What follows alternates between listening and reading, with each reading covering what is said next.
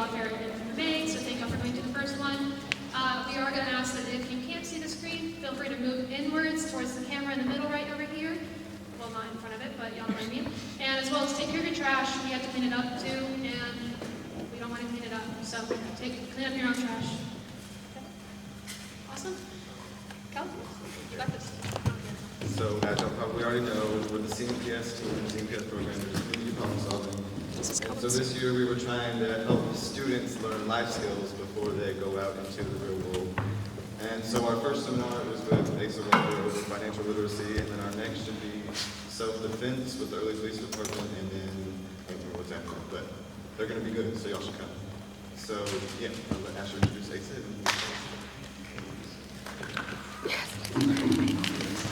Yeah, so I don't want to give too much away because I'm sure that Asa's gonna talk about this a little bit.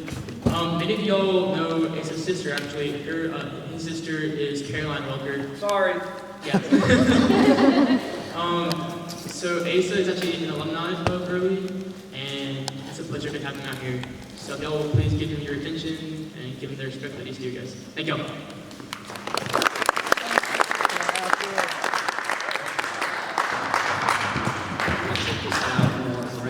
Thank y'all so much. Yeah, Asher said, I'm Asa Welker. I graduated here. Love Early, love this place, love the teachers. Y'all are in a really special place. So you probably don't realize that now, but later on down the road, man, it's a really special place. Just first off, there is a Kahoot at the end. We all love Kahoot, right? I haven't played since I'm probably in high school. I can promise this may not be as interesting as self-defense or the other seminars, because no one really likes to talk about money. But I am so passionate about this, and that comes from a place of helping people really understand. I believe that you can change your family tree. A guy that I listen to and really follow and love is named Dave Ramsey. He says, live like no one else now, so later you can live like no one else. And we'll get into all that. But yeah, so there is a Kahoot at the end. I will say, pay attention. There's things hidden in and around the presentation. And the top 3 places in the Kahoot get this amazing giveaway that was put together by Christy, who's up there, who's our banking officer and marketing director. And so it includes a huge bag of popcorn, Sour Patch Kids, Oreos, my personal favorite, Coke, and $10 Sonic gift card, because we're talking about money. So, we all love Sonic. But yeah, so just a little bit about me. Actually, you can move it over. Maybe. There we go. Maybe. So that's me. This is my wife, Caitlin, and that's our little baby girl, Ellie K. Everyone say "Aw." Aww. Yeah, no, she is the best life of our lives. Super cute, super fun. So I graduated from Early in 2018. Moved on to Hardin-Simmons. Said I was never coming back to Early, Texas. Met my wife there. We got married the week after. I graduated with my undergrad, and she graduated with her master's, which means that she is way smarter than me. But other than that, got married, and then I worked as a business consultant in Abilene, and so I started up businesses for people and consulted a lot. Just cash flows, and we'll get into what that means and stuff. But mainly got to consult small businesses, and then in June of not last year, but now 2 years ago, June of 22, moved back home, started at Citizens National Bank where I am now. A couple months after that, in October, specifically the 14th, we paid off all of our student debt. And that's going to be a big theme of this because y'all are in high school. Some of y'all are going to go to college, some of y'all are going to go to the workforce, some of y'all are going to do whatever you want. Here's the deal. No matter what, you're going to get mail all the time saying, hey, here's a credit card, hey, here's student loans, hey, here's what you want to do, here's what you want to do. We'll talk about that, work through that, learn how to deal with all that and process it. But these are 3 main points is why this is crossed out. Then September 18th, 2023, that little 4-month-old bundle of joy came into our lives officially. January 8th, paid off a truck, and then January 23rd, paid off all medical debt from the hospital. Having a baby is expensive, and we learned that really, really fast. But so as we get into it, and here are the key, like some of the key takeaways that I just really want to give y'all is number one. You can move on, Asher. Sorry. Is number one, I focus on net worth a lot. We'll learn about what that means, why it's important. I'm so passionate about that because I've gotten to see people's lives change through wisdom on their part and through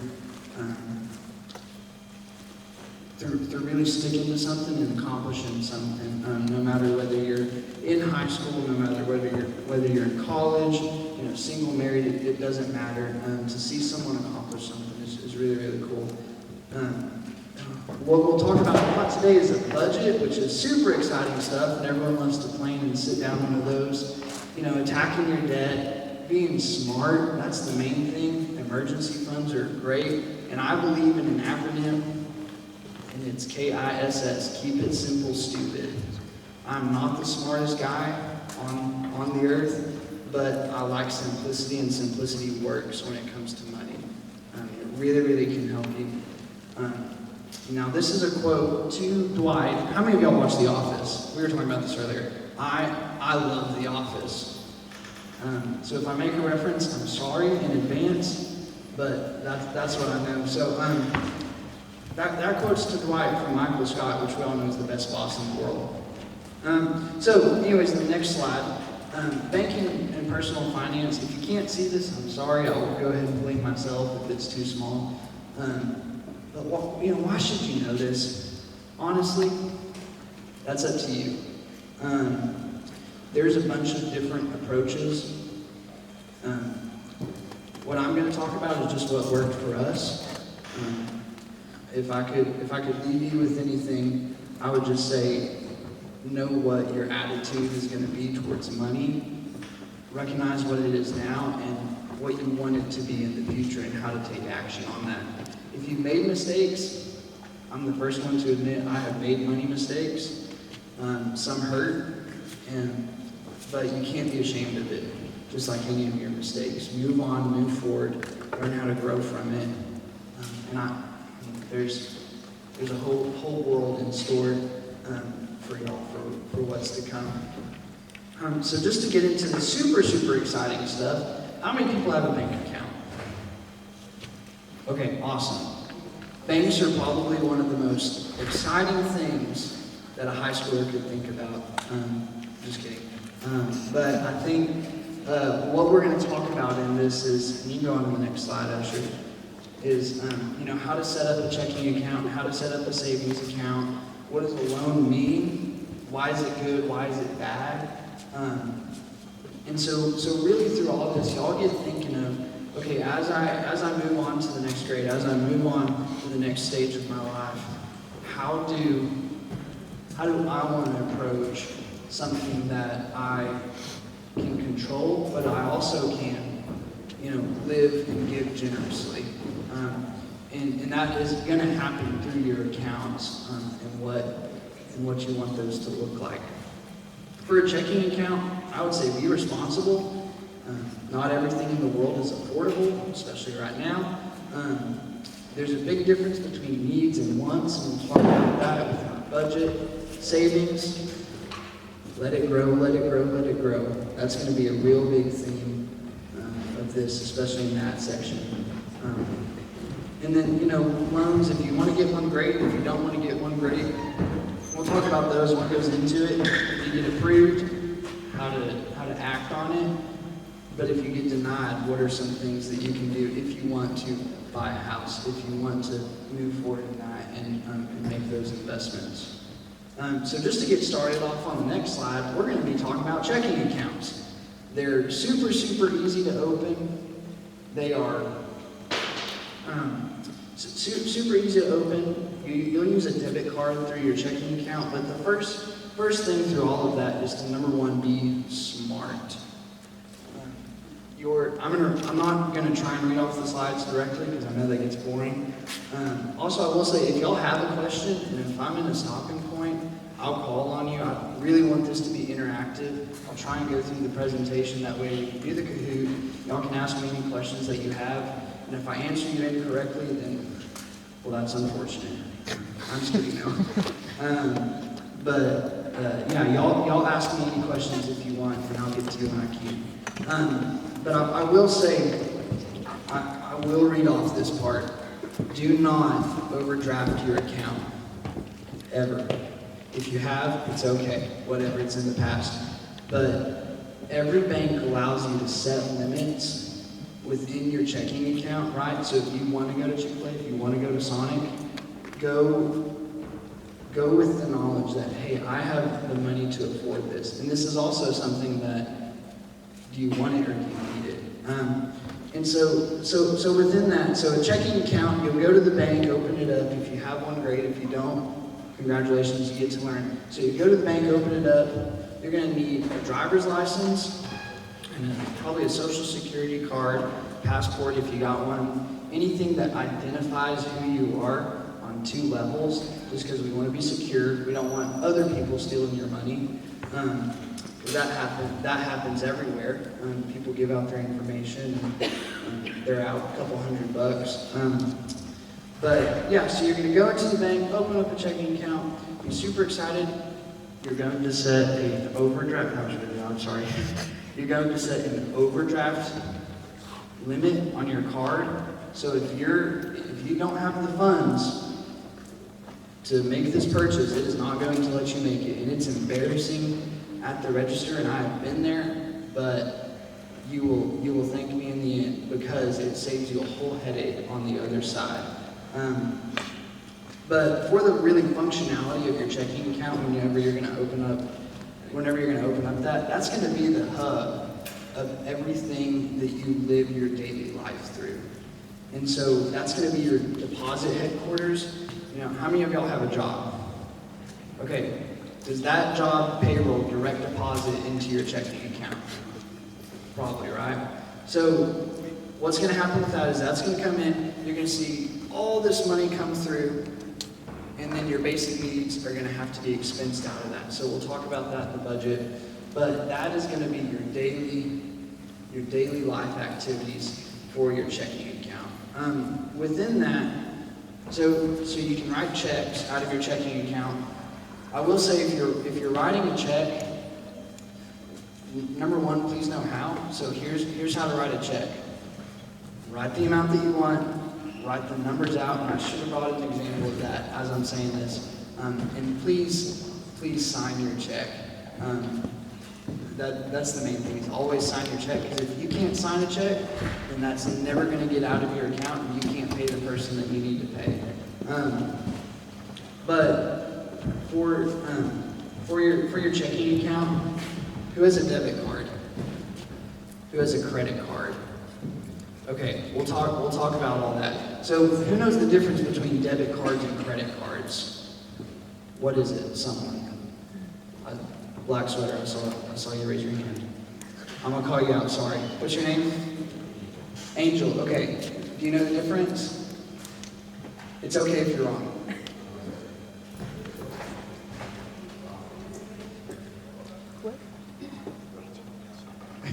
Your phone a friend.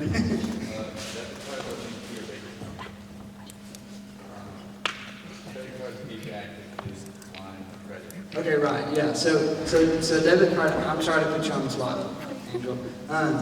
So debit cards are going to be linked to your bank account. So that means debit card acts as cash, right? So whenever you go up to United Supermarkets and you go to swipe your card in the grocery bill line, that is cash going directly out, right? With the credit card, it's not through a checking account. It can be linked, but it's not through a checking account. You swipe it, and it's called a line of credit, a short-term line of credit. So what happens is you go into debt, and then you have to pay that debt back in time before the end of the month. But if you don't, I will say it gains interest super fast at 30%, and then you rack up 15 grand in credit card debt, and well, then you're stuck having to pay that back. But I will say, if you're gonna have a credit card, go for it by all means. We cut up our credit cards, and it was probably the best decision ever. I never had one, and so just because I know that, hey, I'm not responsible enough and I'm not smart enough to pay this off at the end of the month. And so with that, I operate only out of a debit card because I can go to a register, bless you, I can go to a register, swipe the card, if it's cash, I know it's in the bank, we're good to go. All that happens from your checking account. So let's, Asher, go to the next slide. So here's how I got overdrafted, and I'll tell you the rest of the story after I read this. So overdraft is you have $0 left in your checking account, decide to go to Chick-fil-A. Who likes Chick-fil-A? All right, it's the Lord's chicken. Amen. Okay, so you paid for a friend and your total is $25 and you swipe your debit card. The transaction gets approved, but now you've overdrafted your account and have a negative balance of $25. The next day you notice an overdraft fee of $25 from your bank. Now that you have a negative balance, you had to pay the bank an extra $25 because your account was overdrafted and your Chick-fil-A meal cost you $50 in the end with the $25 fee. And so I'll tell you while Asher's getting the TV, you're totally good. While Asher's getting the TV set. So here's what happened, right? So me and it was actually your brother. So his older brother, Caleb Calloway, and I went to Chick-fil-A, right? We were going, the meal was $25. I said, hey, I got this. Little did I know, as a,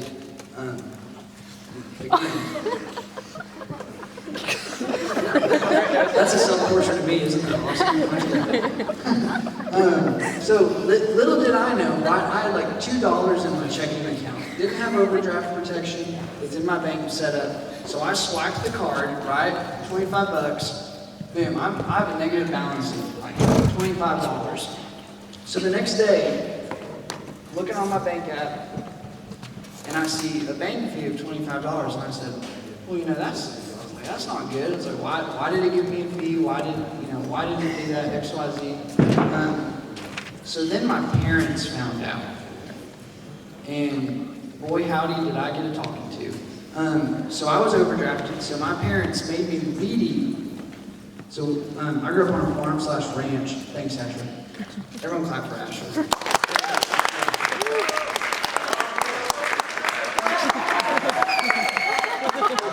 It's really incredible. I'm kidding. So my parents, after they found out I was overdrafted, they made me weedy a section of fence. And it took me a while. And then afterwards, gave me $50. They said, okay, go clear, you worked, go clear the overdraft at the bank. So I walked into the bank as a high schooler, went up to the teller line, handed the teller $50, and I said, please get me out of this. So here is why that's important, right?